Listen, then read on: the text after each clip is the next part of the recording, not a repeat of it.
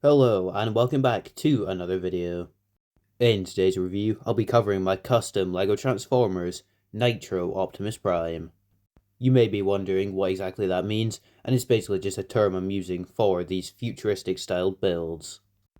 As you can see, one of the main differences is he features a heavy amount of orange, as well as an 8-wheel design. And compared to a LEGO City vehicle, he's actually not too far off of that scale, as you can see here with the tow truck. And this is just a way for me to build these slightly stylized U1 designs. He does feature some elements obviously from other primes, mainly the sun visor like in Rise of the Beasts, which is an aspect I like to add to most of my Optimus Prime figures. Now I was about to compare him to Siege Prime, however I'm not exactly sure where that figure's went. He has gone missing. So instead of Siege Prime, we're going to bring in the one and only G1 Optimus Prime.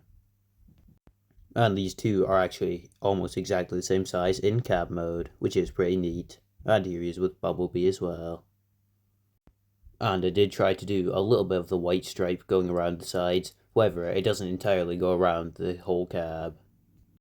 But I'd say that about wraps up for truck mode, so anyways, on to the transformation.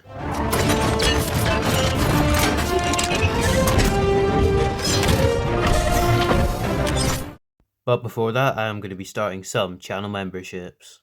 There's going to be 3 tiers, the Minicon member, Deluxe member, and Leader Class member, which will give you early access to new videos, as well as instruction videos for some of my builds.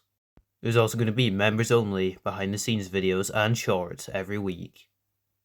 You can find all the information on my channel page, and the cheapest membership is only £1 a month. But anyways, I think it's time we get back to the actual review. So for the transformation, the first thing we're going to do is a very traditional Optimus step. We're going to come to the side of the arms, and using the hinge joint we are going to rotate out the panel, and using the elbow ball joint we can just extend this, just to give us some clearance. Once this is done we can come to the roof, and it's going to untab from that windshield piece, and that's just going to rotate out on those hinge joints. The roof is now going to rotate up. Now we can come to the bottom of the cab, where this front wheel is going to untab from the back one and then rotate all the way around. Next we're going to come to the front, where this entire front piece is going to just untab and it's going to swivel out to the side. We can now come back to the arms, and they're basically just going to double hinge forward. They are just on a slight rotating piece, and I'll just show you what that looks like. So you can see here the green is what is like, that's double hinged forward, and the blue is the original position. Finally, for this side, we're going to come to this little orange piece and just rotate it around slightly. And that'll just give him a bit of better torso shaping in robot mode. We can also come to the arms here, and just using the shoulder ball joint, it's just going to rotate out to the side. We can now repeat all these steps on the other half. I'm not going to bother showing you that, as they are just exactly the same. But once this is done, we are going to come back to that torso piece. And using a Technic pin, this entire front windshield piece is going to rotate the full 180, revealing all these nice red panels that are going to form his chest. Now using a hinge we can take his head and rotate it up and all the way through. We can also come to his ear pieces and just fold them up. And that forms a pretty standard LEGO Optimus Prime head. We can now work on the backpack. The first thing we're going to do is come to these roof pieces, and using the stud we're just going to rotate them all the way around. Now they are on a double hinge joint, so we're just going to rotate them so they're facing the front, and we can bring up the smokestacks as well, even if they are fake smokestacks. Anyways, we can use another double hinge joint and collapse the other set of the front wheels just into his thighs. We can also bring the entire torso on one of those robotic arm pieces and just compress it. Now using those little clip pieces, we're going to rotate the front of the truck around, just so it's facing towards us. And using that orange stud as well as some of the hinge, we're going to rotate them all the way around, just so there's a slight gap in between.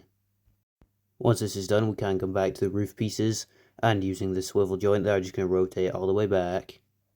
And that's about it for his backpack. So coming back to the chest, we can just close up the windows like you'd expect. And moving on to the legs, we're just going to take the feet, which are on ball joints, they're just going to rotate up. And you can see the big orange heels, so he's able to stand. We can also untab the legs. You just need to untab one side, and whatever side the rotating piece is not on, just fold that away. Finally, coming to the arms, we are just going to take some of the hinges and ball joints and rotate them all the way around, just to form his forearms. We can also take the shoulder ball joint and just rotate that down. And that is it for the transformation once this is done. So here he is in his robot mode, and in my opinion he looks very good here. You can see the orange carried over from vehicle mode, and we may as well get him onto the turntable so you can really see all the angles. He looks pretty cool here, especially the backpack, which is pretty clean, and I like the inclusion of the smokestacks even if they are fake, as he didn't actually have smokestacks in truck mode.